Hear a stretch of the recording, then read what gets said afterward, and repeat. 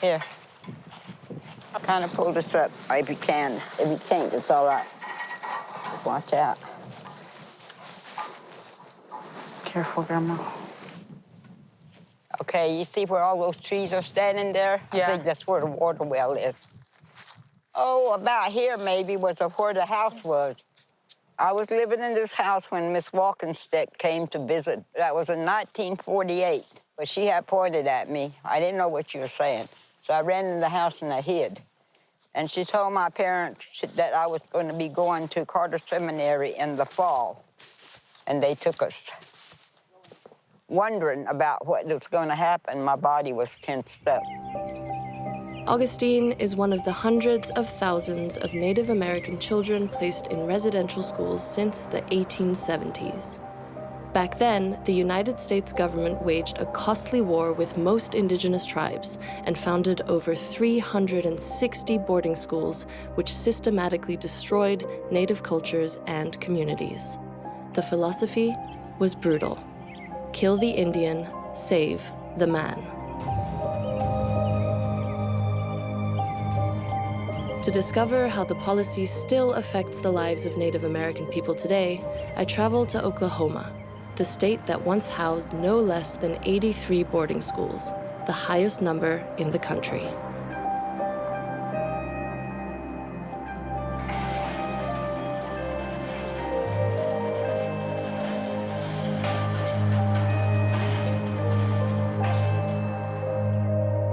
Chilocco was just one of those schools across the United States that opened in that era. The students were brought in against their will and introduced to a foreign culture. As the enrollment increased, this became literally a military school. We have pictures of Chilocco students wearing uniforms and standing in formation. And then some of the documents that we have access to talk about the 27 bugle calls daily that the students learned, and they knew what each beep meant. Charmain is a third-generation Chilocco School alumni. Both of her grandmothers and mother went to boarding schools when they were little. So did she. That first year, I had so much detention. Every minute that you were late, you got an hour of work to do. And if you did it twice, you got twice as much. And so I had so many hours to work on. Then that's why I didn't get to go anywhere or do anything. Students who arrived at their new schools were stripped of any traditional belongings and got a forced haircut. Their clothing was replaced by skirts, suits, or uniforms. Many were baptized against their wishes and made to attend Mass. Native traditions or beliefs became taboo within the school's walls. And even though most of the young children didn't know a single word of English when leaving their communities, they were physically abused for speaking in their native tongue.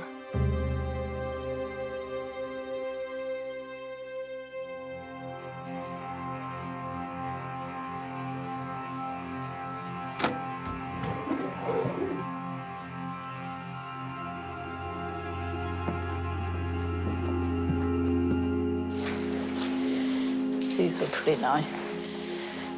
See, these are real beautiful when they're fixed up, but I don't know if you can imagine it with all the decay now.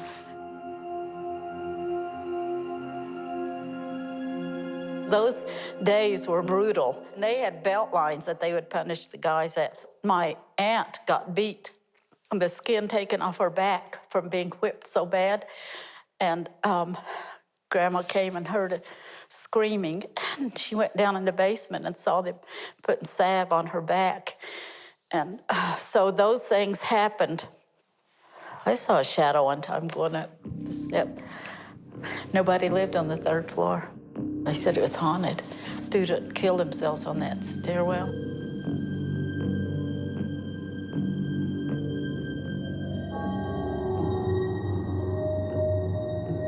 Now that I'm older, I can see how the Europeans came with their mindset about what civilization was. You know, they had to have a reason, a justification of taking all the land. And that had to be that we were inferior. Now that all of this has happened, now they made schools and kill the kids. I did a lot of research on the cemetery, and there were only 10 names that had cause of death, and the 50 don't have cause of death. Imagine how they might have died, you know? Starvation, beating, cold. They couldn't put it down. They just put unknown, unknown, unknown, you know, and that's what makes you sick.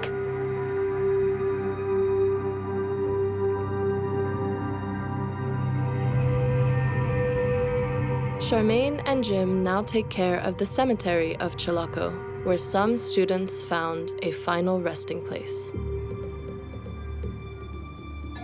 One of the hardest thing to do is to not get emotional. You know that many of these children did not have the opportunity to visit home maybe prior to their death. Indians take death as something that they need to get done through a ceremony, and they did not have that opportunity to do so. So anytime that I come to the cemetery, I do take time to talk to those who are interred here. Based on clippings and testimonies, the Alumni Association at Chilocco drew up a list of 67 names, all children who are known to be buried here. But ground-penetrating radar identified 125 anomalies in the surface, which are now marked grave sites. Despite having that information, we still do not know which graves belong to the 67 names that we have. Hopefully, in the future, that will come out. It's a mystery how many children have lost their lives while living at Native American boarding schools. But Jim warns us against mass hysteria, as he believes sickness and accidents were part of life at the schools.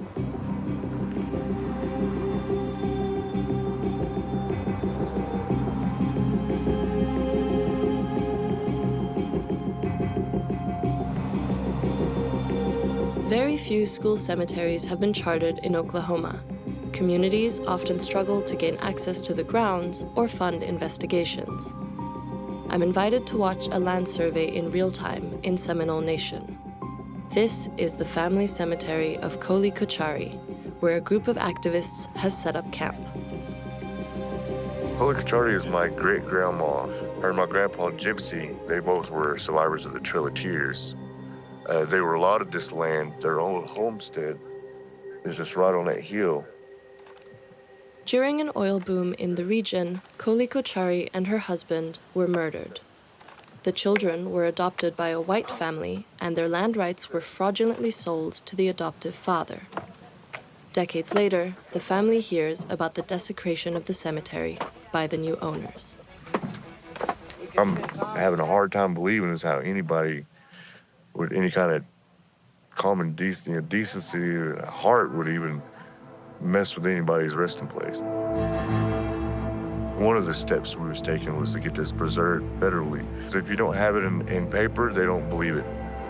A specialized team is now mapping out the cemetery with meters, ground-penetrating radar, and sniffer dogs. Some 30 people have shown up to make sure the work isn't disturbed by the angry landowners. Around the fire, the activists share their own stories. All Native American families have been affected by boarding schools because we didn't spank. We didn't hit. We had chores to do. If you got in trouble, you stole somebody's rick of wood, well, you're gonna go cut wood all day. You took off of somebody's horse, well, you're gonna go round up horses and do horse shit all day. You didn't hit a child anywhere. If they've ever been abused, that is through the boarding schools. All of us have been affected by that.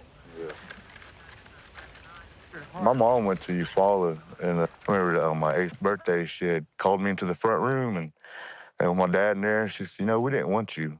She said, I was trying to get rid of you. I was never mad at him.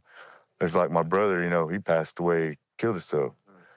And that's all he could think about was how we was raised, You know, how can you raise the next generation when you're suffering on the inside?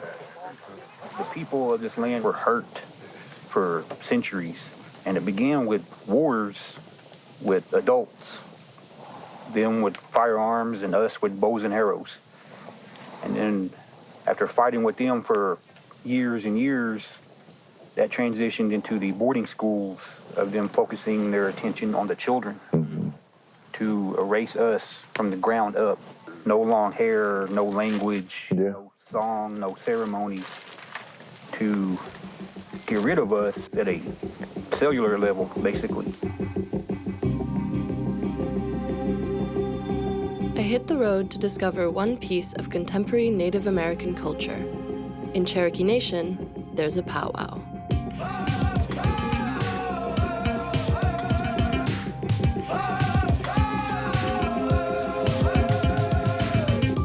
At this intertribal dance, people honor their traditions and loved ones. Even children and teenagers show their regalia and dance in competitions, in which you can win prize money and annual titles. Having people who have the same struggles as you and being able to deal with them in the same cultural way is just something very special to me. Personally, I struggle severely with anxiety, and my mom told me this traditional story, and I hold it very dear to my heart. People who are not Native American don't really fully understand the removal of our home grounds, because those grounds are very sacred to us. And there's so much medicine and history there that we will never be able to get back. Every set of beadwork that we have on us and around us is always messed up in one certain way, and that's to reflect nature. And we are not perfect in every single way, and that really helps me connect my anxiety with my culture and my heritage. Every single time I put my jingle dress on and I dance to the drum, I try to give off as much as medicine as I can to those people who are struggling in their day-to-day lives. And it just, it makes me feel good, and as I try to make other people feel good.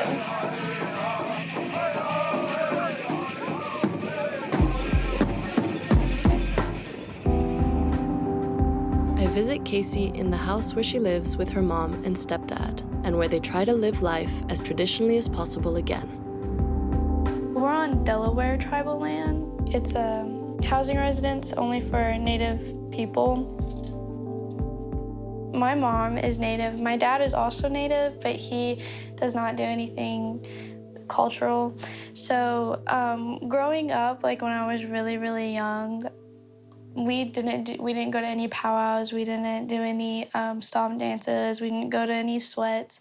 I'm almost thankful that they got a divorce, because if they didn't, then I would have missed out on, you know, being a part of my heritage and being able to pass it on. It's so hard switching between being in like a Native environment and then being in a non-Native environment. It's so exhausting. I'm white passing, and some people I feel make fun of me because I am white and I'm not darker, and it's so heartbreaking. Okay, I don't know what happened. What I'm making right now, it's for my sister's birthday, and it's gonna end up being a medallion or like a necklace. She always steals all of my medallions, so I figured she probably needed one for herself. My stepdad, he is full-blood Native, and he has helped me tremendously. His mom went to a boarding school, and she does not talk about it at all. Like, she refuses to talk about it because of going to boarding school and not having the, like, right teachings and cultural teachings whenever she was younger. And so now she abuses alcohol and abuses drugs. My stepdad struggles a lot with that, but he implements a lot of the teachings that he missed out on as a kid growing up. We always try to learn as much as we can about our tradition to try and keep it alive, because so much of it was lost with that whole entire generation going to those residential schools and losing so much of that tradition.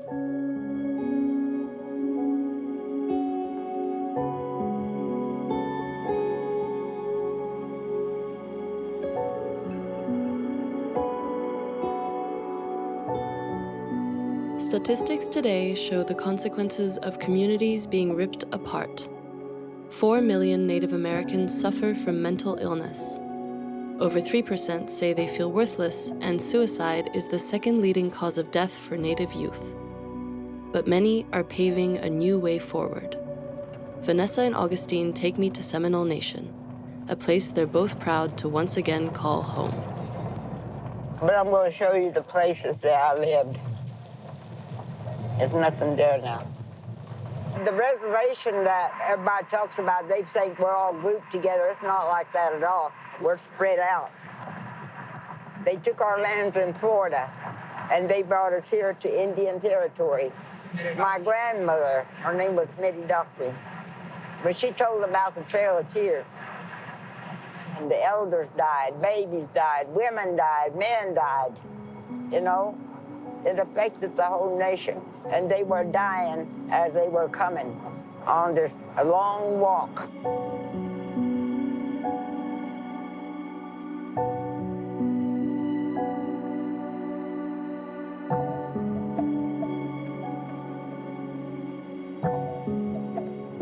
New Dominion LLC. That's the oil company. They're taking over everybody's land. Let me take their picture real quick.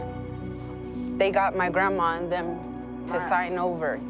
I was in Chicago. I didn't know nothing. Man, my friends in Chicago are kind of like, girl, you did a whole 360, or what is it, a 180?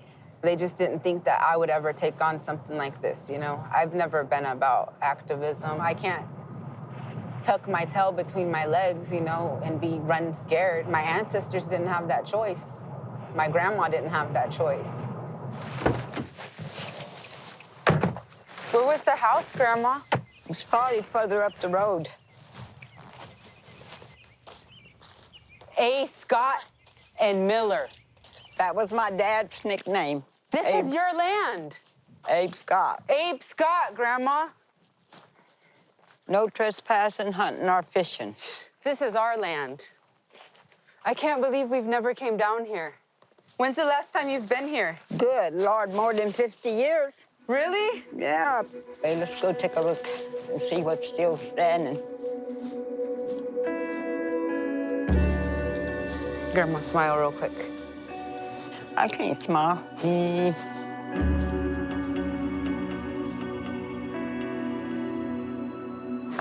Careful with the nails sticking out. Oh, my God. God, it just seems so small now. This was the living room? I think so. I remember this was like a dining room here.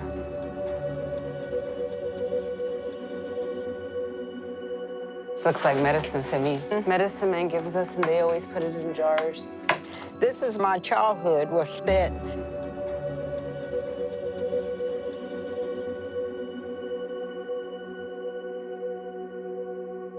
We would come over here and play. I was fresh out of school, and I had forgotten most of my language, you know. And so she told me, she said I was being like a white man because I didn't want to speak Indian no more. I was ashamed to speak my language until I was older, probably in my 20s, something like that. That's how long it took me. A year ago, Augustine and her granddaughter started doing research into their family's history and reconnecting with their heritage.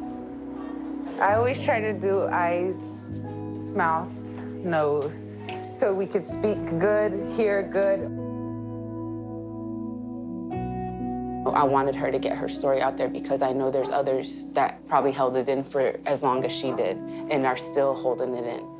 And there are so many that, you know, left this world without getting their story out. We just never talked about the war in school, never did. We had to march at Battle Hammer Republic, and that matron would say, pick your feet up, pick your feet up. So then we learned that we had to march, and there we went, like little soldiers. One time we was walking, and there was a kid ahead of me, and I don't know what she did. I don't know if she got out of line or what happened, but all of a sudden I seen the matron jerk her from the back of her neck. She landed up near a little tree, and After that, I didn't see her no more. And I always kind of wondered about it. You're watched like a hawk, and you have to go to and fro every day in a single file, and always know that you could get in trouble for something. And you keep going. I never told my parents anything. Yeah. When you're a child and you're told you're no good and all this, you're not going to be nothing. And I guess I believed it. Even as an adult, a lot of them became abusive to their family, alcoholics or whatever, because they didn't have that love that is needed so much at that age. Like myself, nobody ever told me that they loved me. And as I got older, I never could say love. They took everything from us, even our beings. No apologies will do. It's the government that has to stand up and tell the world out there what they're really like here in this United States. In the 20th century, the conditions at boarding schools slowly improved. The military regime was shed, and students were encouraged to join the school band or become a cheerleader. After her time at Carter Seminary, Augustine went to Chilocco, where the reins were a little looser. You know, every once in a while we get naughty, you know, some of the kids. We'd go what they call night hawking. I haven't heard about this. Yeah, we'd go night hawking. So what we'd do is we slipped out of our dormitories that night after everybody went to bed, sneaking through the apple orchard, and there were boys out there. This and that, you know. Poor me, I didn't have a boyfriend, you know.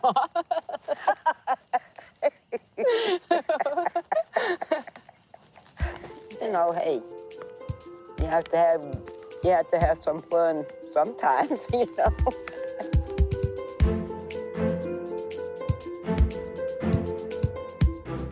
Many alumni have good memories of intertribal friendships they made at school, but white American culture still dominated everything.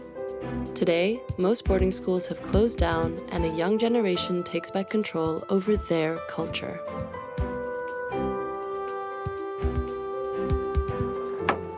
Okay, we're at the Tahlequah Community Building, and we are getting ready for the December 2021 Christmas powwow.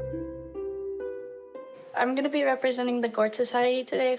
It definitely makes me feel good that they saw me fit to represent them, and that I was a good role model for kids. So I hope the kids learn from me that, you know, it's good to be respectful to your elders, and it's good to have fun while you're enjoying your culture, and, you know, have fun with your community.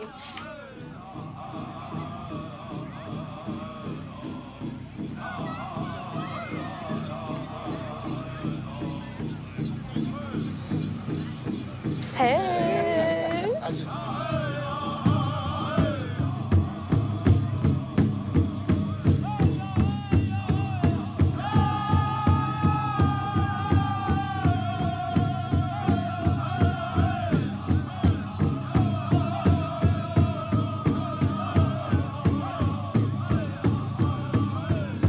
Kids in my generation are reaching out to their elders and the people they surround themselves with and their family to learn about their culture. But as social media becomes more of a big thing in today's age, we are sharing our culture and our heritage and our experiences through social media, and that allows more kids to ask more questions about where they come from.